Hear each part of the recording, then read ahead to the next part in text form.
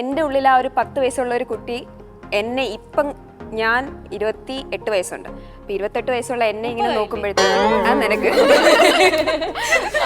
ഞാൻ ഭയങ്കര ഗ്രേറ്റ്ഫുൾ ആയിട്ടുള്ള ഏറ്റവും വലിയൊരു മേജർ കാര്യം എന്ന് പറഞ്ഞാൽ ഫിനാൻഷ്യൽ ഫ്രീഡം എന്നുള്ളതാണ്. അപ്പോൾ ഈ ഫിനാൻഷ്യൽ ഫ്രീഡം എന്ന് പറയുന്നത് എന്നെ സംബന്ധിച്ച് എൻ്റെ ലൈഫ് ഇത്രയും രീതിയിൽ എനിക്ക് സ്വന്തമായി ഹാൻഡിൽ ചെയ്യാൻ പറ്റുന്നുണ്ടെങ്കിൽ അത് എനിക്ക് കിട്ടുന്ന ഞാൻ സമ്പാദിക്കുന്ന കാശിൻ്റെ പുറത്താണ്.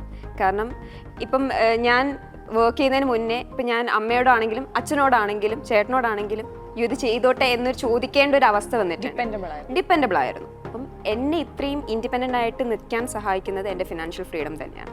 അതുമാത്രമല്ല എനിക്ക് വേണ്ടപ്പെട്ടവർക്ക് വേണ്ടിയിട്ട് എന്തെങ്കിലും ഒരു 5 രൂപയെങ്കിൽ 5 രൂപ ഇന്ന് പിടിച്ചോ എന്ന് പറയാൻ വേണ്ടിയിട്ടുള്ള ഒരു ഗട്ട്സ് ഉണ്ടെങ്കിൽ അത് ഈ പറഞ്ഞ ഫിനാൻഷ്യൽ ഫ്രീഡം. ഈ 5 രൂപ കണ്ടിട്ടോ നേരത്തെ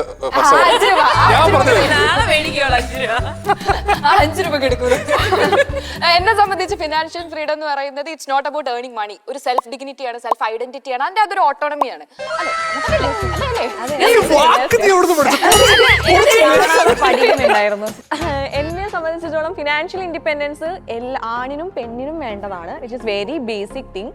പക്ഷേ ആണുങ്ങൾ കുറേ കാലങ്ങൾക്ക് മുൻപ് തന്നെ അവർ ഫിനാൻഷ്യലി ഇൻഡിപെൻഡൻ്റ് ആയിരുന്നു. ലൈക്ക് അവരെപ്പോഴും പഠിച്ചു കഴിഞ്ഞ് കഴിഞ്ഞാൽ അവർ ജോലിക്ക് പോകുന്നത് അത് അവരുടെ ലൈഫിൽ വെരി നോർമൽ തിങ് ആണ്. പക്ഷേ സ്ത്രീകളെ സംബന്ധിച്ചിടത്തോളം നമ്മൾ ഫിനാൻഷ്യലി ഇൻഡിപെൻഡൻ്റ് ആവുന്നത്, നമ്മൾ ട്രാവൽ ചെയ്യുന്നത്, നമുക്ക് വേണ്ടി സന്തോഷത്തോടു കൂടി കുറേ സാധനങ്ങൾ വാങ്ങുന്നത്, അതൊക്കെ ഇപ്പോഴാണ് നടക്കുന്നത്.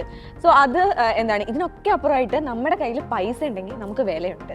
It is very important. നമ്മുടെ ഫാമിലിയിൽ എന്ന് വെച്ച് കഴിഞ്ഞാൽ 3 വർഷത്തിന് മുൻപുള്ള എന്നെ ഞാൻ പറയണ എൻ്റെ വീട്ടുകാർ ആരും കേൾക്കില്ല, ഇപ്പോഴും കേൾക്കുന്ന വലുതായിട്ടില്ല.